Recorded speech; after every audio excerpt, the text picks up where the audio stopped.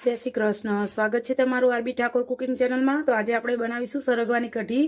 એના માટે સરગવાને સરસ આ રીતે મેં આ રીતે કટ કર્યો છે લાંબો લાંબો, અને જેટલી નીકળી એટલી છાલ ઉતારી લીધી છે. અને અહીંયા મેં લીલું લસણ લીધું છે, અને અહીંયા સૂકું લસણ અને આદું લીધું છે, જેને આપણે ઝીણું ઝીણું કટ કરી લઈશું. અહીંયા મેં 2 ગાંગડા લસણ ફોલ્યું છે. લસણ આમાં બહુ જ મસ્ત લાગે છે, એટલે લસણ વધારે થોડુંક લેવાનું અને આ રીતે ઝીણું ઝીણું કટ કરી લેવાનું. જો તમારે ખાંડીને લેવું હોય તો પણ તમે લઈ શકો છો, પણ હું અહીંયા આ રીતે નાનું નાનું કટ કરું છું. અને આખો વિડીયો ધ્યાનથી જોજો. જો તમે સ્કીપ કરીને જોઈશો તો તમને વિડીયોમાં કંઈ ખબર નહીં પડે, અને અમુક વસ્તુ તમારાથી છૂટી જશે. એટલે આખો વિડીયો જરૂરથી જોજો. આ જ રીતે બધું લસણ આપણે ઝીણું કાપી લેવાનું છે.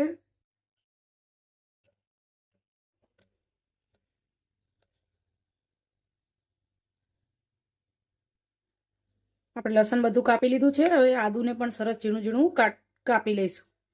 તમારે ખાંડીને લેવું હોય તો પણ તમે લઈ શકો છો, પણ અહીંયા ઝીણું ઝીણું કટ કરવાની છું.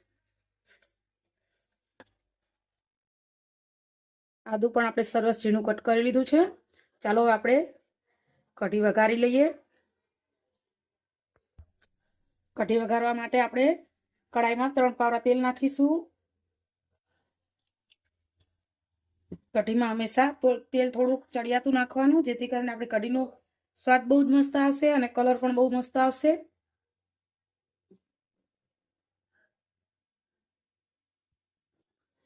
તેલ સરસ ગરમ થઈ ગયું છે. આપણે 1 ચમચી જેટલી રાઈ નાખીશું. રાઈ ફૂટી જાય એટલે આપણે એમાં અડધી ચમચી હિંગ નાખીશું. અને જે લસણ કાપીને રાખ્યું છે ઝીણું, એ આપણામાં નાખી દઈશું. અને આદુ પણ આપણે આમાં વઘારમાં જ નાખી દઈશું. બધું સરસ મિક્સ કરીશું. આપણું લસણ હવે રાતું થઈ ગયું છે. હવે આપણે જે સરગવો કાપીને રાખ્યું છે એ આપણે આમાં નાખી દઈશું. સરસ મિક્સ કરી લઈશું.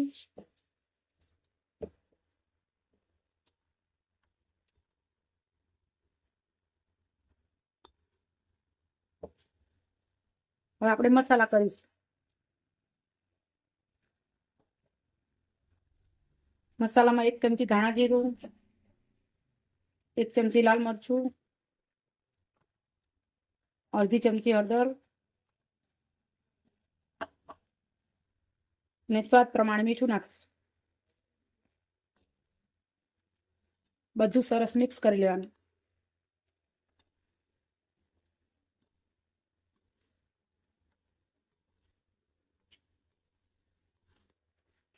એક મિનિટ જેવું આપણે સરસ આને સાતળવા દઈએ, અને પછી આપણે આમાં પાણી નાખીશું. અને સરગવાની પસંદગી હંમેશા આ રીતે થોડોક નાનો હોય એવો, પાતળો હોય એવો લેવાનો કઢી માટે. એનો સ્વાદ બહુ જ મસ્ત આવે છે. જો આપણે જાડો લઈએ તો પણ ચાલે, પણ આ કૂણો થોડોક હોય એનો સ્વાદ બહુ મસ્ત આવતો હોય છે, એટલે મેં અહીંયા થોડોક પાતળો લીધો છે.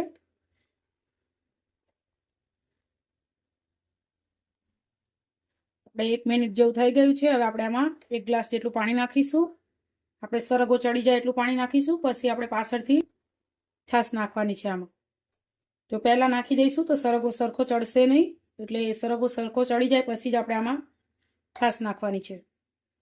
હવે ઢાંકીને આપણે 5 થી 10 મિનિટ માટે ચડવા દઈશું.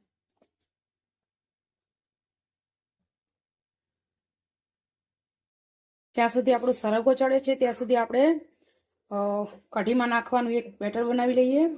તો અહીંયા મેં 2 ચમચી જેટલો ચણાનો લોટ લીધો છે, અને થોડું થોડું નાખીને આપણે સરસ બેટર બનાવીશું. ડાયરેક્ટ જો આપણે છાશ નાખી દઈએ તો ગાંઠો પડી જતી હોય છે, એટલે આપણે થોડું થોડું નાખતા જઈ અને બેટર બનાવી લેવાનું છે.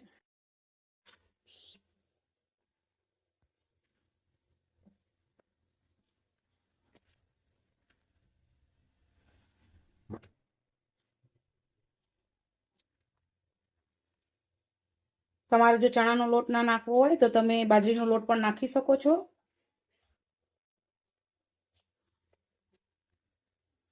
છાશ થોડીક ખાટી હોય એવી લેવાની, જેથી કરીને કઢીનો સ્વાદ બહુ જ મસ્ત આવશે.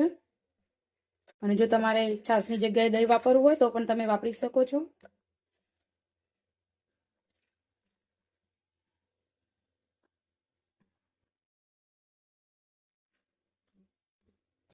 બધું સરસ મિક્સ કરી લઈશું.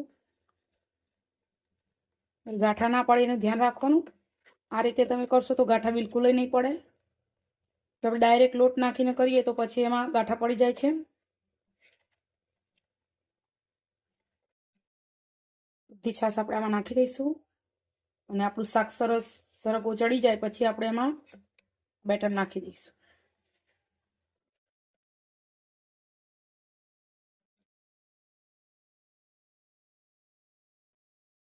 આપણે જોઈ લઈએ કે આપણે સરગવો ચડ્યો કે નહીં.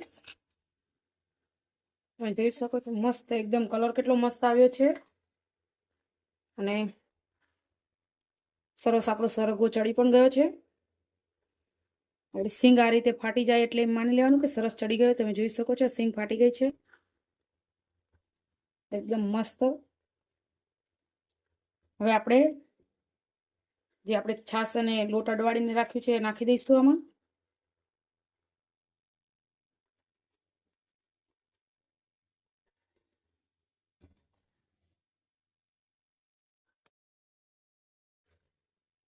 જોઈ શકો છો કેટલો મસ્ત કલર આવે છે અને આપણે આમાં થોડું પાણી નાખીશું.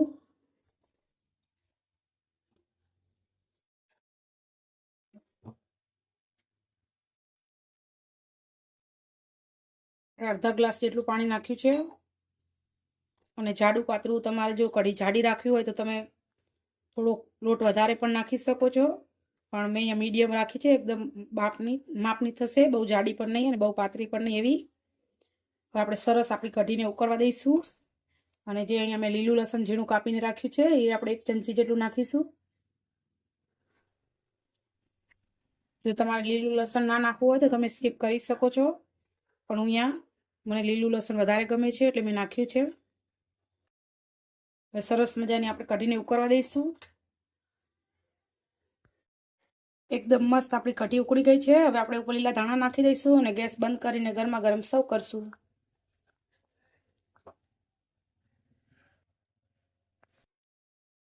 તૈયાર છે એકદમ ટેસ્ટી એવી શિયાળામાં ખાવાની મજા જ પડી જાય એવી સરગવાની કઢી. તો તમને બધાને બહુ જ ભાવશે. તો એક વખત આ રીતે સરગવાની કઢી જરૂરથી બનાવજો અને જો તમને મારી આ રેસીપી ગમી હોય તો લાઈક શેર અને સબસ્ક્રાઈબ કરવાનું ભૂલતા નહીં. આવજો ને જય શ્રી કૃષ્ણ.